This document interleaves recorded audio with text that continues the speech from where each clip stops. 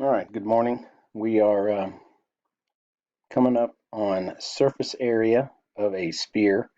There's also volume in this. You're going to get more practice on the volume. Remember that equation is very straightforward. There's one variable involved, that's the radius. Same is going to be true for the surface area. The surface area of a figure is going to be equal to 4 times pi r squared.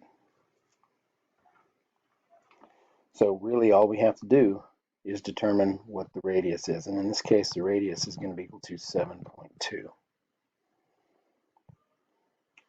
So we've got 4 times pi, which is 3.14, times the radius squared, and that's going to be substitution of 7.2. And from there, just multiplying those things together. So when you multiply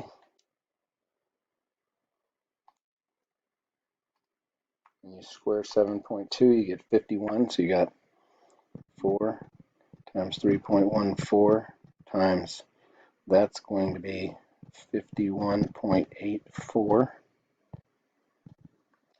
And then multiplying all of those things together,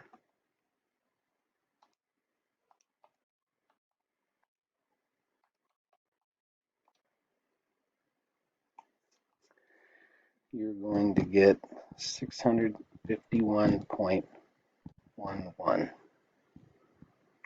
units squared. Surface area of a sphere. The worksheet's got it broken down into all the different types of figures and finding volumes and surface areas. So it's tedious, but you're going to be taking halves of things and adding them together. So it's a good worksheet, good exercise. Hope you do well.